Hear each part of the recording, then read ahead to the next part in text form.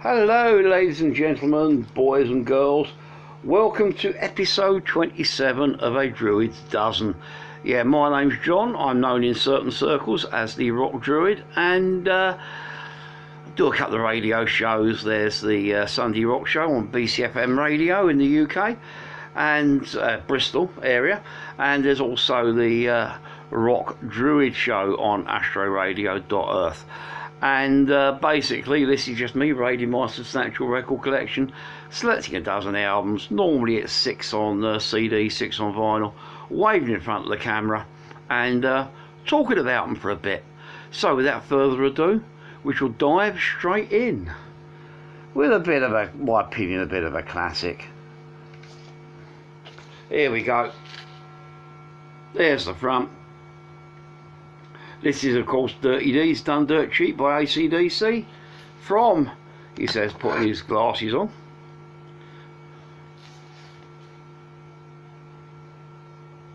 (1976) in the UK, this one, although I think it's a year earlier in Australia. There's the front.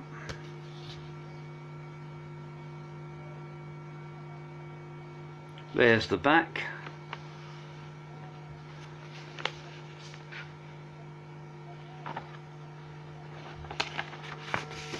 Well, this has got an inner sleeve. Forgot about that. Bit battered, but there's the inner sleeve. It's primarily lyrics and a few photographs and that. Oops, there we are.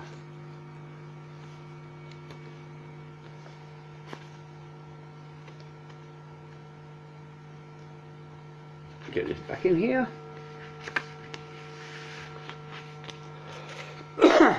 So, now, is this AC/DC's second album or their third?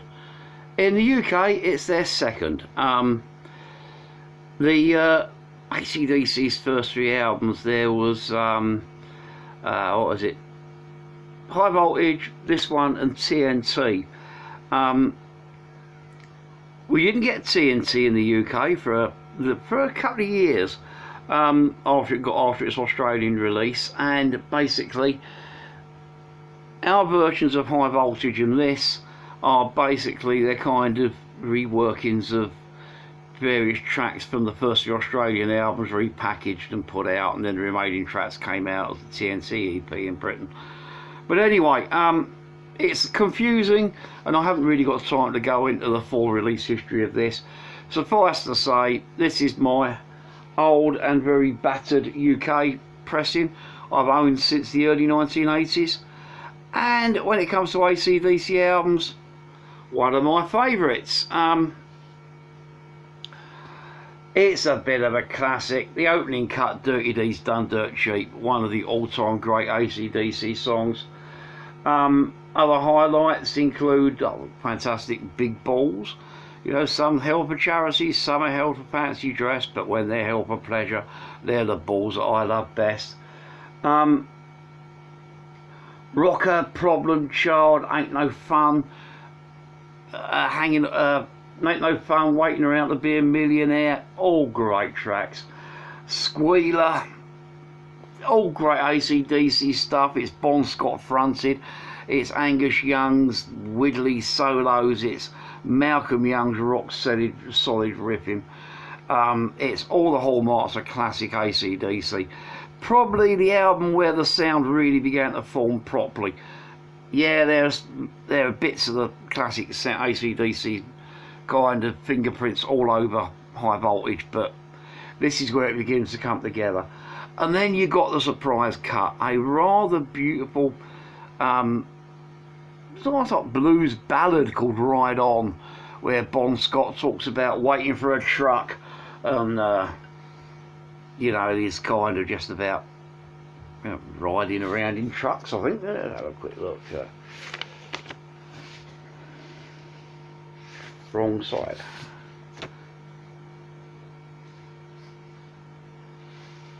Yeah, just a song about wandering.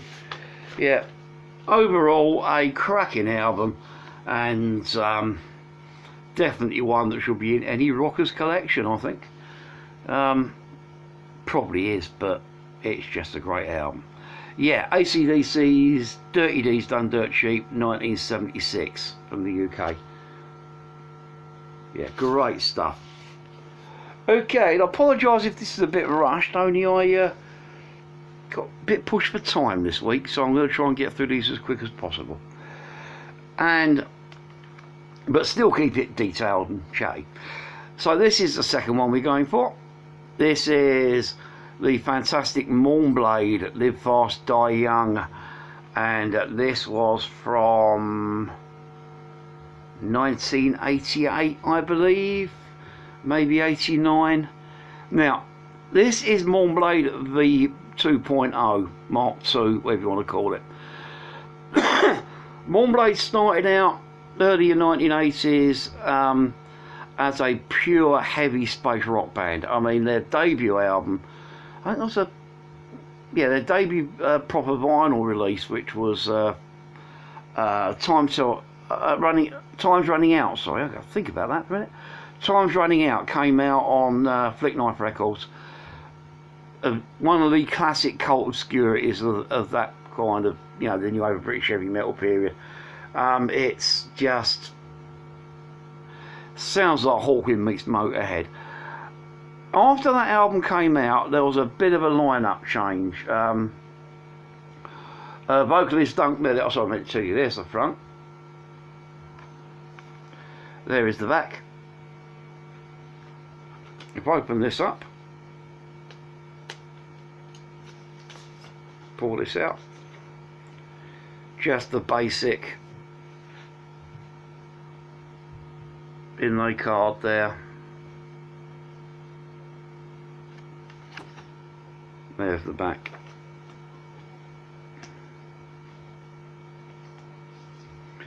Now, like I said, and I can't read the back here, it's all squished up. Yeah, but basically Duncan Millett, the vocalist, remained, and I think the rest are completely new. I can't remember. Lineup changes, eh? But anyway, they brought out this Mark II's one and only release, and it's, again, when this first came out and I realised it was a massive change in not only personnel but a bit of a change in musical direction, I was a little bit shall we say apprehensive. Then I heard the album and went to see him live soon after, and the band still had it. Now, as a Mournblade, London-based kind of originally space rockers, this time they've gone a bit more kind of psychedelic metal's the best way of putting it. It's less kind of up there in space and more kind of what the fuck have you slipped in my drink kind of stuff. It's just heavy, it's brilliant songwriting. I mean, cuts on here like The American Dream, Bad Reputation, If You Can't Be Good, Burning Ambition, Off the Rails, great tracks. Sadly, despite this album being praised like hell by both fans and critics alike, at a tour with Motorhead,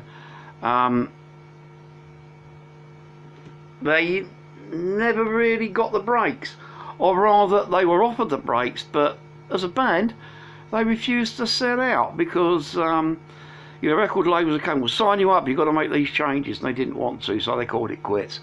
Reformed a couple of years, well, oh god, it must have been about 2012, 2013 they reformed, brought out a really good live album, and basically re-recorded the Time's Running Out album with the original lineup. So, a sort of ongoing concern. Various members of the band live in various parts of the world, so getting together for gigs and tours and that is very hard, so they only do it every couple of years. I think they had something planned for 2020, but you know, COVID and that put that under scuppers. So, you know, but, you know, the chances are we will be seeing a Mournblade doing something somewhere in the world at some point. You know, great band. I've got to know the guys sort of like on and off over the years. Lovely blokes as well. So, yeah. And number 2, Mournblade, Live Fast, Die Young, 1988. Great record. Moves me on to our third choice. Here we go. This is Starz, live in Canada. There's the front.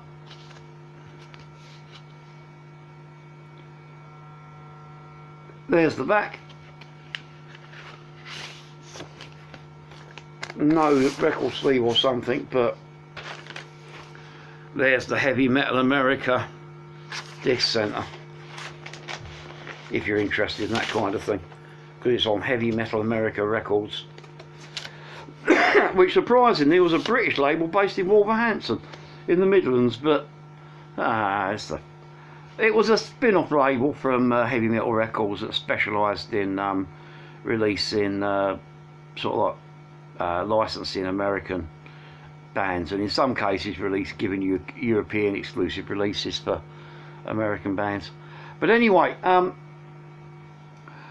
Starz, sort of like great kind of sort of primordial glam rock band, glam metal band. Came out in New York State early 1970s actually. Released between about 1975 and 1981, released 4 really good studio albums. You had the eponymous debut, Violation, Attention Shoppers, and then Coliseum Rocks. All of which are very, very noteworthy. Band never really achieved much. They toured with ZZ Top, Blue Oyster Cult, a few other bands, right across the States, but never really got the big breaks. Called it quits. Really morphed into a band called Hellcats briefly, and then kind of vanished, although they have done reformations since. The thing is, after they broke, bands like Motley Crue, Poison, Quiet Riot, a lot of the American glam rock bands, glam metal bands, and hair metal was beginning to kind of cite the Starz as big influences. So Heavy Metal America originally brought out a compilation called Brightest Stars, which I've got around somewhere. Lovely cover on that one. And then started raving the archives for various bits and pieces. Now, Richie Reno, one of the guitarists from Starz, got together some various live takes and live kind of archive material and started putting them out. There's about 4 in the series, I think. There's live in the US. I can't think what the other ones were. Live in New York, maybe. And this is live in Canada. Now, this is the only one of that series I've heard. And as someone that loves the Starz studio albums, I've got to say I find this disappointing for a number of reasons. First up, the production on here is a bit muddy. Now, I don't know whether that's the fault of Richie Rano or whether it's just the kind of source materials working with, but it sounds kind of soulless. It's a bit lacking. The second problem is the track listing. Yes, it contains Subway, Terror and Rock 6 Times and Nightcrawler, but you look at the classic Starz tracks that aren't on this album, Cherry Baby, Violation, Pull the Plug, Johnny All Alone, X-Ray Specs. They did far better songs than a lot of the tracks on this album, like It's a Riot and Take Me, that kind of thing. Shame, because you know, they were a great band and this album really doesn't do them much justice at all. Fortunately, a few years after this, late 80s, early 90s, they managed to collect together a couple of other live sets that were really well recorded and put them out as the Boys in Action double album, which is worthy of note and worthy of collecting. But like I said, this one, Starz Live in Canada, from 1985, really only get it if you're a Starz enthusiast and a completionist, because for a casual listener you'll find it disappointing. It might put you off discovering a band that are really worth discovering overall. So you know, if you're into Starz, get it with provisos. If you're not into Starz, avoid this until you've heard some of their other material. Okay, next up we're going to go a bit punk. And here we have Push to the Brink by Gloucester band Borrowed Time. Yeah, there's the front.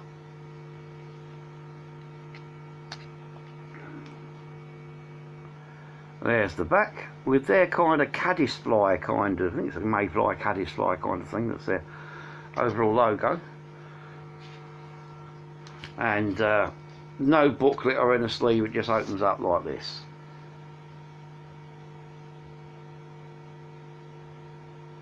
Now, excuse me a minute, I need a cough sweet. Got a bit of a cold this week. Been coughing and spluttering like anything for the last few days. Don't think it's COVID, because they say it's a dry cough on COVID, and I could phlegm for England at the moment. But anyway,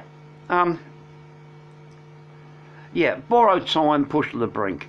Band out of Gloucester.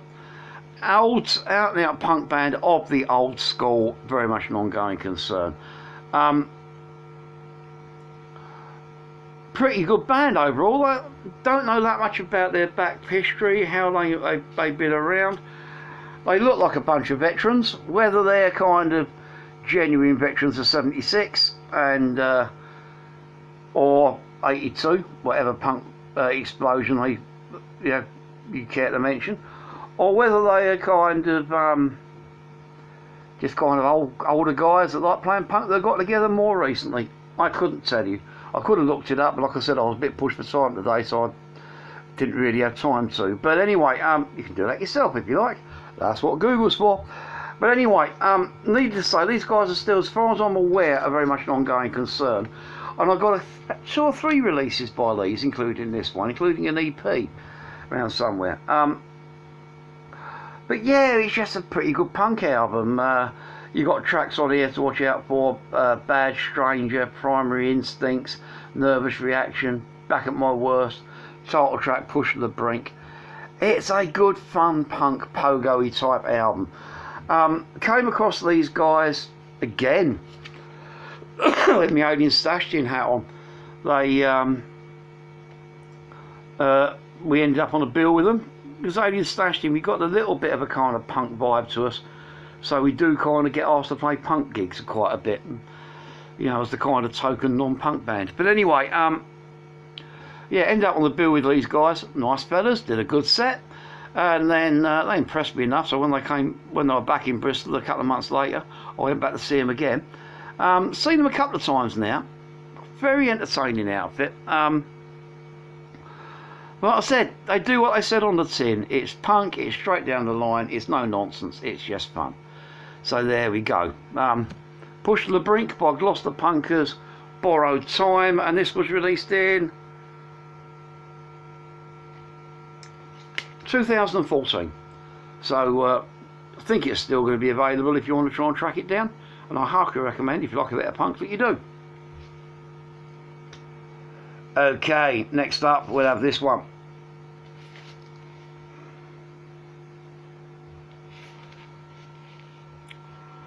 This is from, trying to remember when this came out. Late 80s, I think.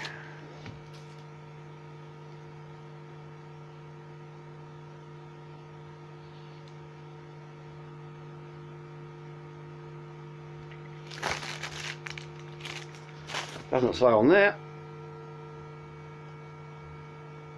1989 it says on here, which is Sounds about right.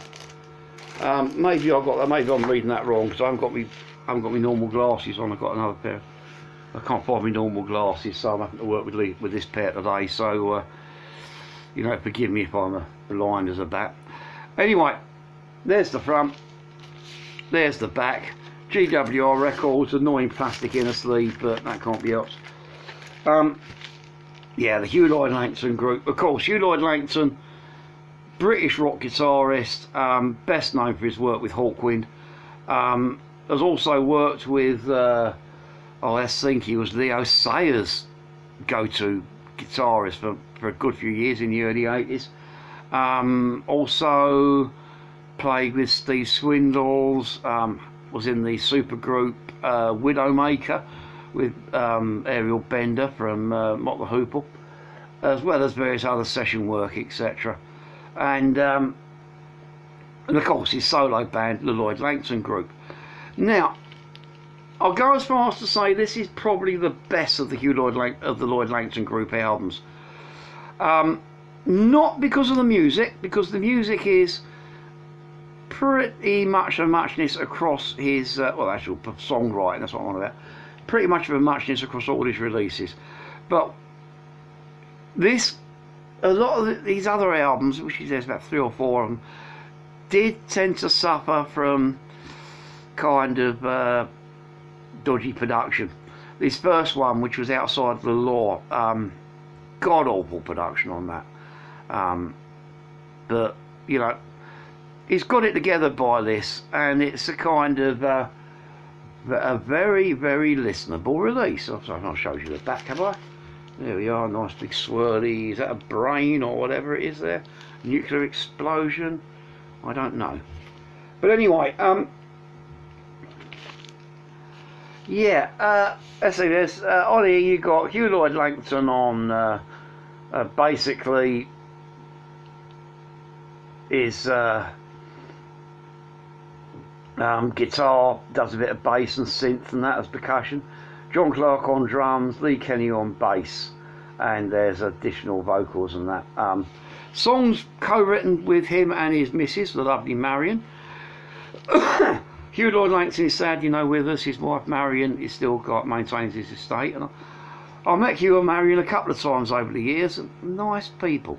Marion could be a bit of a formidable woman, but in a good way. You know, she's you know, not a kind of bit of a Wendy Dio rather than a Sharon Osbourne kind of thing. But anyway, this album, so it's probably my favourite of his solo albums. It's probably his best in my opinion. It's quite not a lot of Langton solo stuff. Musically, it's quite sparse. You know, there's it's kind of like Spartan production, but overall it works.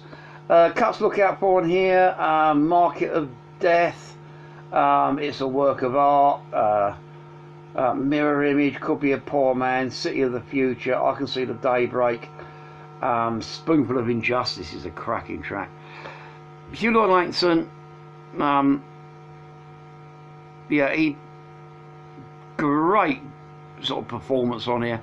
Got a distinctive, yet highly listenable voice, and like I said, lovely guy. I've met him a few times, hung out with him a couple of times. I even went to see an ARC gig with him. You remember the old prog rockers ARC? Yeah, went to turn up at an ARC show with you. But anyway, it's a long story, which I haven't got time to tell. But anyway, great record. If you're into your Hawkwindy sort of stuff and Hawkwind spin-offs, go get it. If you're into kind of almost like strange psychedelia, go get it. Yeah, just go get it. Hugh Lloyd Langton, the Time, Space and LLG. Lloyd Langton Group, sorry, Time, Space and LLG. Go get. Okay, next up, I'm having a demo disc. Here we are. It's a 5-track demo by that young lady there, Millie Gibson. There's the front. there's the back.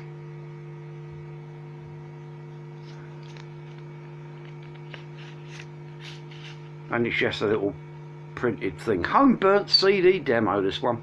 I have thousands of these, and you know, of varying qualities, from the rather excellent to the instantly forgettable. This one tends to head towards the rather excellent category. Now, Millie Gibson, she's only about 18, 19 years old. She was only 17 when she recorded this. 17 or 18, something like that. Now, she's a kind of singer-songwriter, and she's in the kind of Norah Jones, what's her name, Amy Winehouse, Duffy type vein. Now, I've got a friend, Kate Norris, who's not only she vocalist with the rather excellent Neuromatics, Bristol kind of prog metal band, but she's also a tutor at, now I can't remember, is it Access to Music or BIM or the Bristol Music Institute, BMI. We've got several of these kind of learn to be pop star kind of music colleges in Bristol. My jury is out as to how useful they are for the music industry, but if it keeps kids off the streets and teaches them how to play music, then that's good. Millie Gibson is a graduate of one of those institutes where Kate is a vocal coach. And basically, we have a festival in Bristol every year called Red Fest, which is we take over a local park, and it's bands and just general family fun. And this particular college had a stage there, and on the stage, I bumped into Kate. Didn't know she was there. She was just crewing the stage, and she recommended that I come back and watch Millie Gibson, so I did. Absolutely storming. Like I said, she's got a voice that kind of, it's in that kind of like Duffy, I just mentioned them, Amy Winehouse, Norah Jones before her star. She plays Joanna and various other kind of city keyboard things. On here, she's joined by a trumpeter, a drummer, and a bass player, just to round out the sound, giving it a very minimalistic sound. And you got a cracking little EP.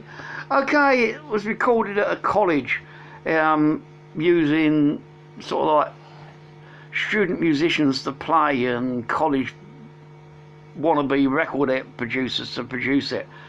So, you know, it's a bit rough around the edges, but you know, this girl's quality shines through. Tracks on here, Dreamland is an amazing song. She writes them all herself, of course. The track's called Leon, Nightmares, I Like It, Dreamland, and 17. Spine-tingling stuff. This girl has got a great future ahead of her if she sticks with it, and you know, I wish her all the best, because she's not normally the sort of music I listen to, that kind of female bluesy, soul-y, husky singer-songwriter stuff, although, you know, sometimes I come across a gem that I feel that I can't help but listen.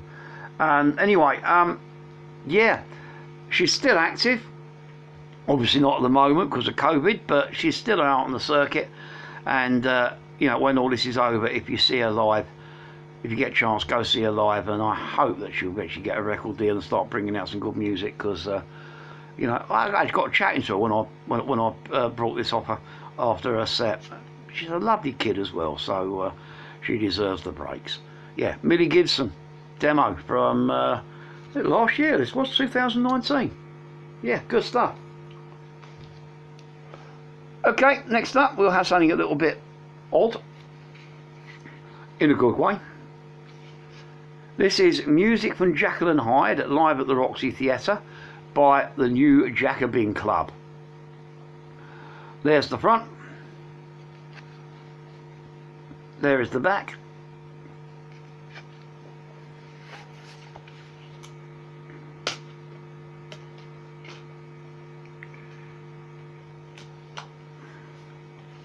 And there's the inner sleeve.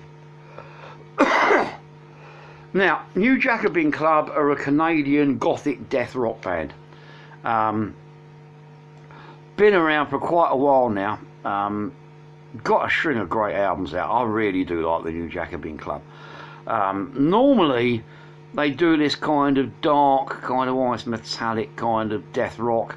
When they play live, quite often they have this, I can't remember the name of the team, but they have a team of these kind of female stunt girls that run around in skimpy bikinis, kind of setting fire to each other and smashing breeze blocks on each other's breasts with large sledgehammers. Very intense, very dark, kind of cabaret noir, kind of dark, kind of rock kind of stuff. They've also got, as a band, got a massive interest in kind of, well, goths have all things dark, and they got the opportunity to re-soundtrack the 1920 version, or a 1920 version of the classic horror film Dr. Jekyll and Mr. Hyde. And basically they performed it at the Roxy Theatre somewhere in Canada. I don't know exactly where in Canada it was. It doesn't actually say. Saskatchewan, that's right, because the band is from Saskatchewan.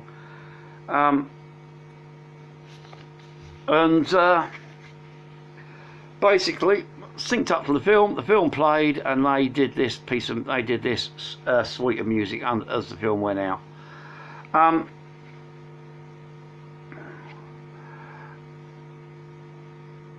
It's very different from everything else this band have done, but not in a bad way. It's just as good, it's just different. No vocals on here, just some very, very kind of dark, atmospheric music.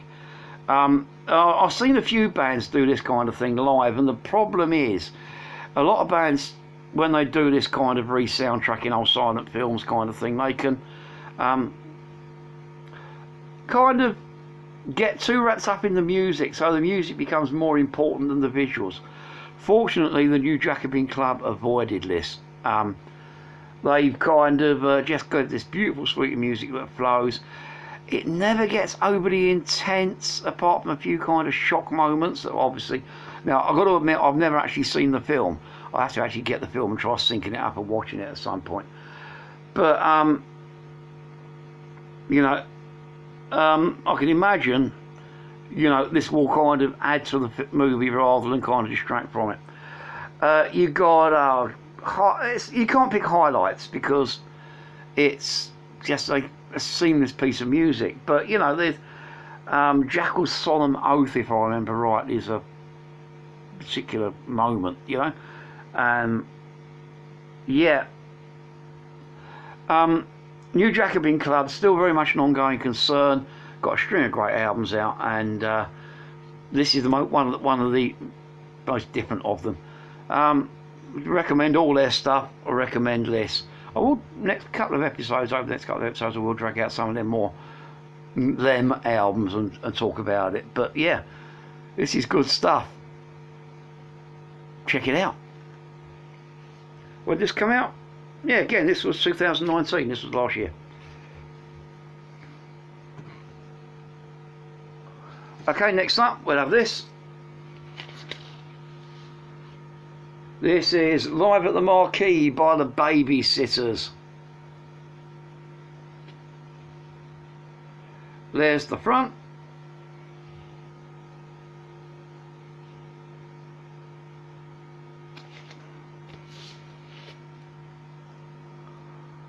There's the back.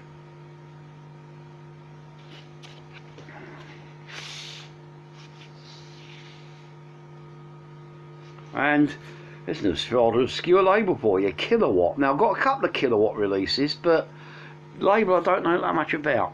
If you know much more about Kilowatt, put it in the description. Now, the Babysitters are a strange one. They're kind of... They used to call it glunk in Britain, glam punk. It was the kind of British reaction to the American hair metal movement. Later developed into UK sleep, a movement I really liked, the sleaze rock movement. It gave us bands like Little Angels and Dogs the Moor, Choir Boys, etc. But before all that lot really hit, you had Glunk. And one of the leading proponents of Glunk, although they were not around for that long, were the Babysitters.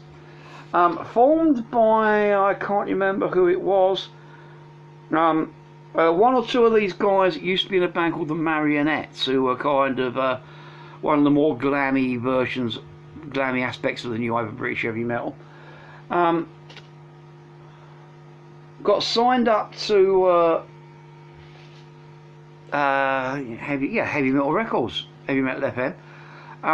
Brought out an album, or was it a 12-inch single, saying about heavy metal chicken, or rock and roll chickens, or something like that, which was about their logo. Track that's not on this album, funny enough. Recorded this, supported Hawkwind on tour, which was a bizarre combination, but somehow worked. And then kind of vanished. Like I said, I wasn't aware of the Babysitters till I went to the aforementioned Hawkwind gig, and on stage walking up the support were this lot, all stack heels, fags dangling from mouths, singing songs about some girls being bigger than others, and all this kind of thing.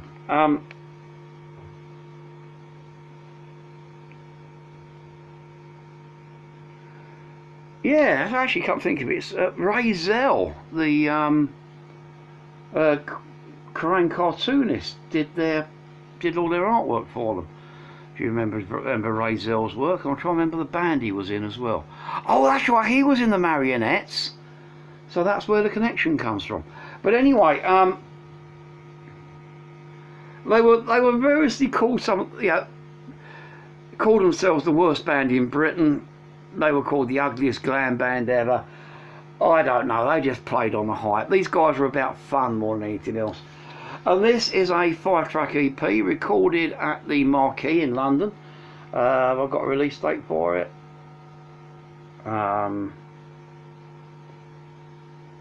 Yeah, on the 18th and 19th of September 1986 this was recorded.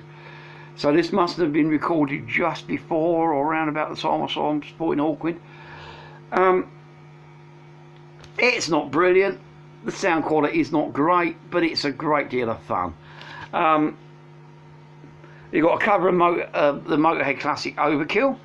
My favourite cut on here is Frank Boff. If you don't know who Frank Boff was, UK sports and news reader, bit of an icon. Also had the Half Man Half Biscuit wrote a song about Frank Boff as well, if I remember rightly. Picking the Blues. Now that's not, as far as I'm aware, that's not the Grinder Switch number that became the John Peel theme. It's just a song called Picking the Blues, and overall it's just a rip snorting album. Like I said, what it lacks for in quality, it makes up for in fun. It's the only thing I've got by them. I know there's at least one studio album and a couple of singles floating around, which I haven't got, but I'll track them down at some point. But you know, a rarity and an obscurity that's worth looking out for if you like the quirky side of British rock. Yeah, 1986, live at the Marquee by the Babysitters.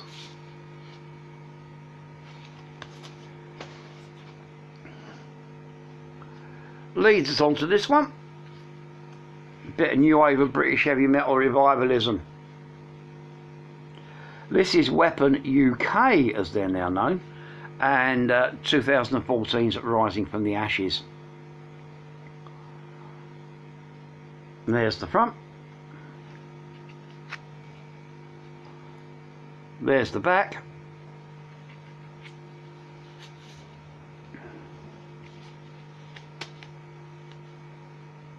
Open it up. There's the disc. Nothing behind the disc. Don't think there's anything behind the disc. Is there just a black thing?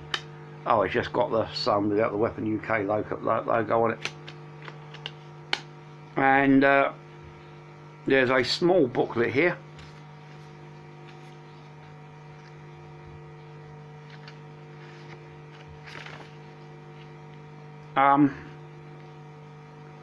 Sort of like, again, as you expect, band photographs. There's Danny Hines, Jess Summers there, Ian Sweeting, PJ Phillips doing their various things.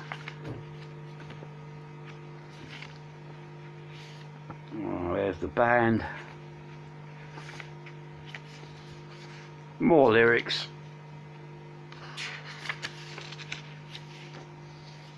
And the obligatory credits list. Now, Weapon UK, band out of London, formed 1980. Originally called themselves Fast Relief. Later, within a week or two, changed the name to Weapon. Recorded the seminal new over British heavy metal track. I'm going to have to move my camera for this. Hang on a second. Set the Stage Alight. Yeah, I leave it. I've got my notes just tucked up behind my camera. I shouldn't have left them there. But anyway, Set the Stage Alight.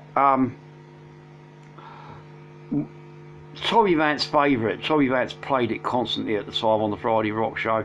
Lars Ulrich reckons, Metallica reckons it's one of the greatest, British heavy metal tracks of all time. I really like it. It's just a fun rock and roll track.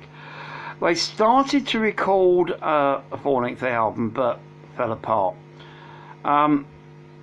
Reformed briefly in 2005. Yeah, did one of a brief reformation one-off gig, but that kind of got the interest flowing. 2009 they got together and basically finished the album they started back in 1980. Included the singles, re-recorded a couple of versions, just pulled it together. Ran into a lawsuit from a bunch of knuckle-dragging Canadian new kids on the block black metal band that sued them over the name, and because even though they've been Weapon UK since the 1980s, copyright law meant that they had to change, so they just did what most bands do in this situation, just banged the UK on the end. Makes no difference. And then released this, Rising from the Ashes. Corking record, absolutely brilliant. There's this is quite, if this had come out 1982, 1983, when the new British heavy metal was at its height, it would be a classic that ranks up there along with anything the likes of Angel Witch or Saxon and anything like that had ever done. Sadly, like I said, going on down the line, it's a little bit, now it falls into the kind of great but kind of niche British heavy metal revivalism category, which is a shame because it's a great album. On here you got highlights of this include Wonderland, Blood-Soaked Rock, Ride the Mariah, brilliant song, Ready for You, which was the single off this. It's a great album. Everyone's on Form. Danny Haynes also plays in, if you remember, ever heard of a band called Paddy Goes to Hollywood? I don't know. It's they're a kind of folk rock band. I can't remember exactly what they were called, but anyway, he's also in that. Jess Summers on guitar. Storming performance from here, the rhythm section again tight as a duck's jacksie. Makes for a great record. Yeah, Weapon UK, Rising from the Ashes from 2014. Weapon UK is still available. They had an album out last year, and I've been informed by my pixies in the know that they haven't been taking lockdown, laying down, and although isolated, I think a couple of them one of them lives in Sweden now. They have been kind of getting together material for another album, so yeah, something to look forward to. But anyway, this is a great album. I recommend you get it. Rising from the Ashes, Weapon UK. Okay, let's have a double live album now, and a bit of a favourite of mine. Here we go, Double Trouble Live, Molly Hatchet. There's the front. That's his time back.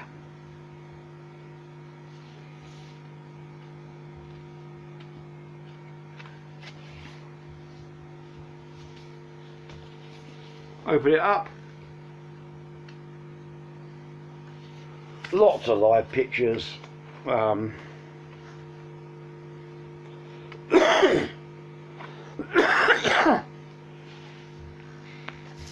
Me know the cough sweet. Do you know, I get through that many of these things, I should be sponsored by Fisherman's Friends. I'm just addicted to them, I can't help it. Anyway, this one was from 85, sorry. And, you know, I love a live album. Big double live set, you know, Quo Live, Life in the Waste Down by the Crash Street Kids, Live and Dangerous Thin Lizzy, all classics in my opinion, and this ranks up with the best of them. Recorded at various places around the US between 1984 and 1985, including Jacksonville, Florida, Dallas, Texas, and various other places. No, that's it. Dallas, Texas, Jacksonville, Florida. It's a great, not only is it a great collection of the very best of Molly Hatchet, it's just a great live performance album. It's one of these ones that kind of makes you feel like you're in the audience. Never seen Molly Hatchet live, but I can shut my eyes and imagine, listen to this, and I'm there. Like I said, this is very much a best of set. There's one little kind of curveball number, but overall, Whiskey Man, Bounty Hunter, Gator County, Flirting with Disaster, Bloody Reunion, Boogie No More, Walk With You, Eyes I'll Never See, For the Peacemakers, Beating the Odds. You know, some of their best known tracks, and there's a couple of other classics thrown in there from the albums as well. But then the curveball comes along. You've got a version of you've got a cover of Lynyrd Skynyrd's Freebird. Now, for many years, these guys are mates of Skynyrd's, and they always did Sweet Home Alabama as a kind of tribute to their buddies. They switched it up in late years for Freebird, and believe me, you know, Freebird is one of the tracks that's on my radio band list. It's a great song. I have performed it live with a couple of bands myself in the past, but it's one of these ones that kind of you've heard so many times you don't really need to hear again. But what Molly Hatchet do here is they take the track, they keep it faithful to the original, but they give it a kind of different twist. I mean, between the first and second verses, the keyboard player, what's his name, John Galvin, does a little piano kind of slow, mournful, bluesy piano break that just kind of brings the track alive. And then of course it does explode into the massive triple guitar kind of freak out at the end, but you know, the extra boogie woogie piano thrown in, but it's given a vibrancy which I've not really heard on any of the Skynyrd versions. These guys, you know, kind of when they released the Freebird after This Bird Cannot Be Chained, This Bird Cannot Be Chained, This Bird Cannot Be Chained, you know, Skynyrd just kind of plod off in a general direction. Like, okay, I'm going now. You know, Molly Hatchet bolt for the door. It's fast, it's furious, it's in your face, it's intense. You know, you got three guitars and a keyboard player dueling away like anything. The bass player and drummer joins in. Just a mindless, mindful, brilliantly kind of executed piece of hard rock boogie. So yeah, if you've not heard Molly Hatchet before, I recommend that you start out with this one. It will give you all the Hatchet classics played to perfection, and give you an example of where to go exploring from then on. Yeah, Double Trouble Live, Molly Hatchet, absolutely brilliant from 1985.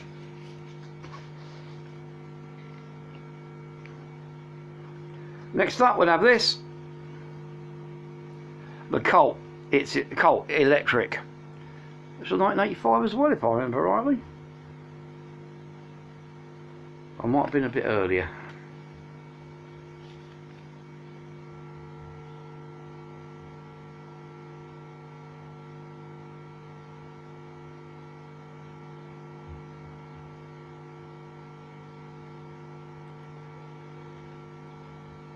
It says 87 on the CD there.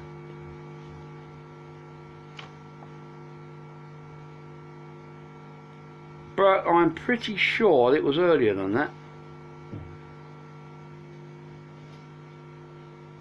Anyway, there's the front. There's the back, which was the album cover, the original vinyl album cover.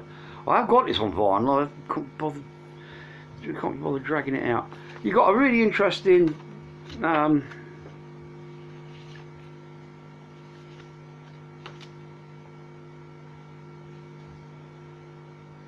of sleeve notes on there.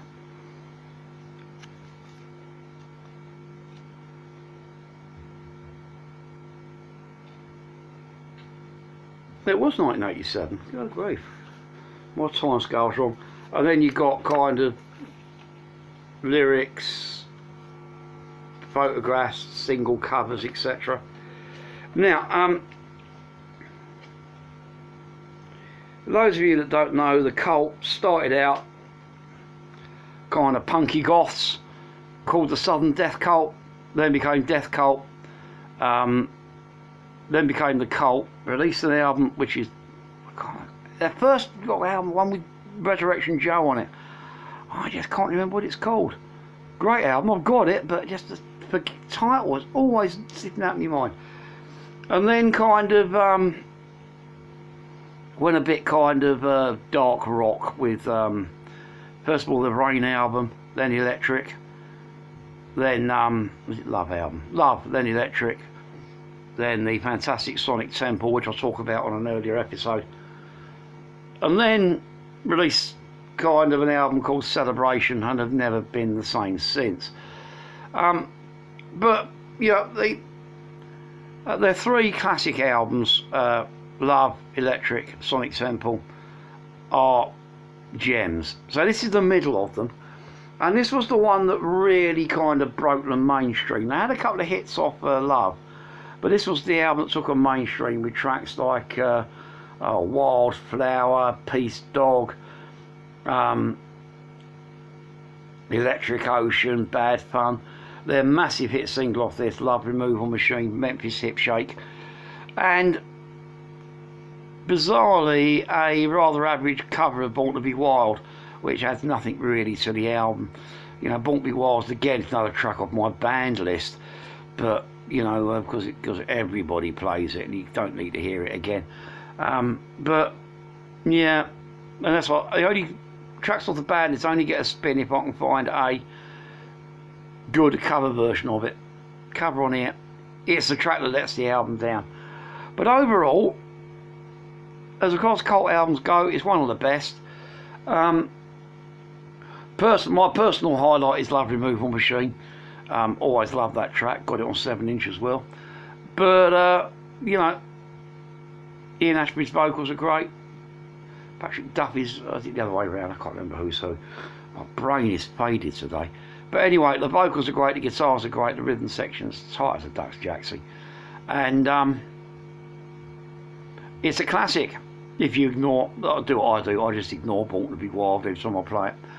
So, yeah, recommended. The Cult, It's Electric, 1987. It's Electric was the song. Cult, Electric, 1987. Yeah. Leads on to the final one for today. And another bit, in my opinion, an all-time gem. Status Quo, Dog of Two Head. There's the front. There's the back. Open it up. There's Quo, and there's Quo Live.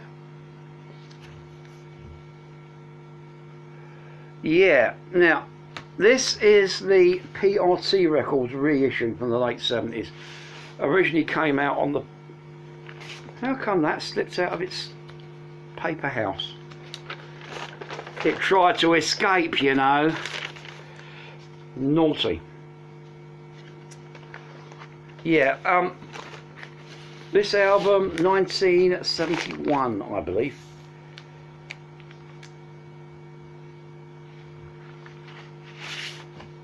up here, yeah, 1971. The last thing that Quo released for Pi Records before signing to Vertigo the following year and going on to becoming international. Well, not quite international because I never broke the States, but you know, polynational rock and roll superstars. It's a follow-on album from the one that I talked about a few episodes ago, Marquee's Greasy Spoon. And it's the second of what I call the transitional Quo period. By the time they hit Pile Drive in 1983, the first Vertigo album, they've gone full Quo boogie. This album kind of marks the kind of second phase of their transition from being a psychedelic pop band into a blues rock outfit. And it's an interesting one because on here, now, prog rock was an element that you don't normally associate with Status Quo.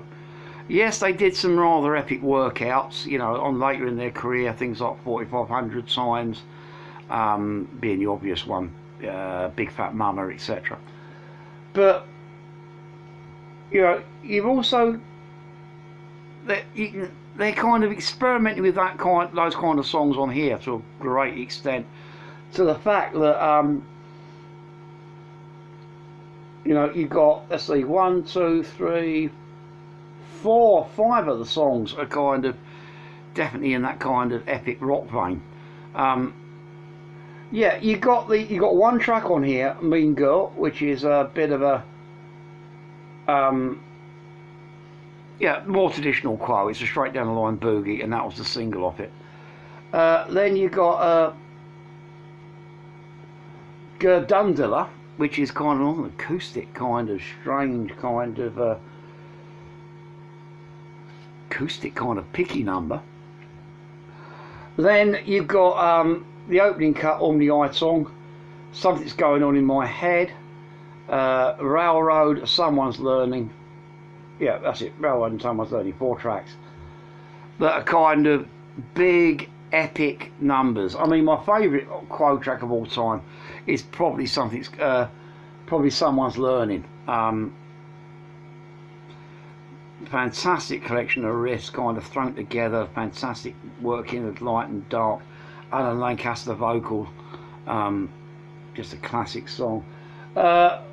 Railroad is probably the most famous track off here.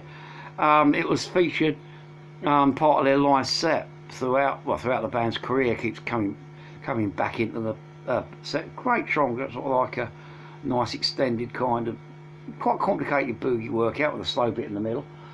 Overall, it's a very, very interesting, well played and excellent album. As Quo went on, especially into the late 70s, I found that they got bitten by the commercial head of the dog, and you know, suffered for it. But especially on the last two Pi albums and the first couple of Vertigo albums, Quo had a lot more to them than straight minded boogie. This album is a case in point. So yeah, still available. I've seen it on CD in the shops. I haven't picked up a copy yet because there's no bonus tracks on it, but I will one day. And yeah, highly recommended. Dog with Two Heads, Status Quo, 1971. So that was it. Hope you enjoyed this week's Druids Dozen. Any comments, feedback, you want to disagree with me or agree with me, give me your own experiences of the albums, down there on Facebook, on YouTube, sorry, over there on Facebook. And I'll put details to my radio shows down below and over there, so you can check them out should you want to. So that's it, until next week, peeps. I want to say thanks for everyone that's watching. Big hi to Nikki in Bristol, an old mate of mine who I haven't seen through lockdown, but she watches these, so hope you enjoyed this week's selection, my dear, as the rest of you. So until next week, peeps, I love you all, and I'm out of here. Bye!